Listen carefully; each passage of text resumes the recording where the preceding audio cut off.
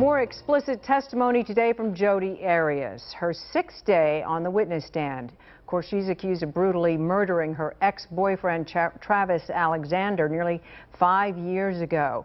Today in court, she went over text messages that she exchanged with Alexander months before he was murdered. Our Mike Watkins has been following the case from the beginning and has the very latest from today. Mike?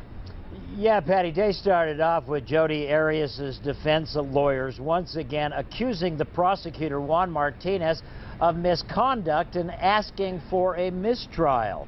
Judge Sherry Stevens rejecting that motion, and then it was Jodi Arias once again on the witness stand.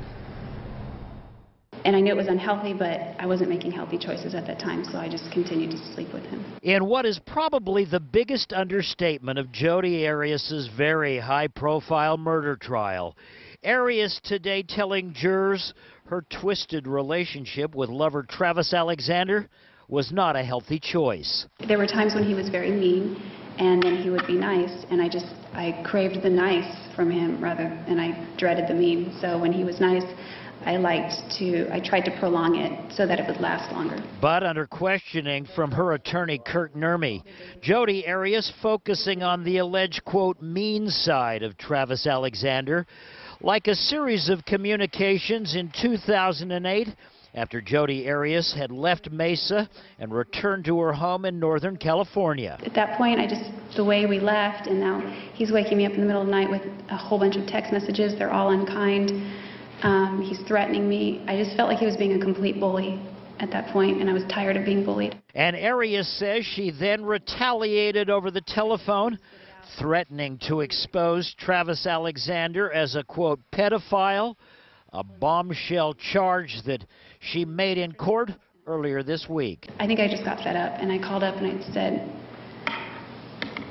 What'd you say? It was really mean. I said, the only thing I'm going to be spitting out is the fact that you're a pedophile with a past.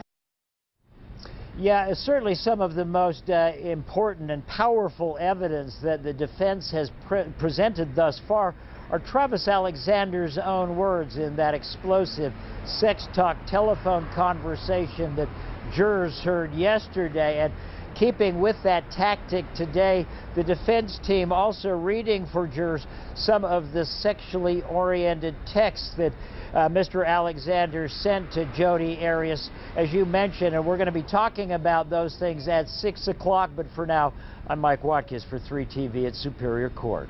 Already this week, jurors in the Jodi Arias murder trial have heard a raunchy phone sex tape between Arias and her supposedly devout boyfriend, Travis Alexander. Today, tawdry texts and other evidence aimed at making it seem plausible that Arias killed in self-defense. Mike Watkins, live at Superior Court with all of today's developments. Mike?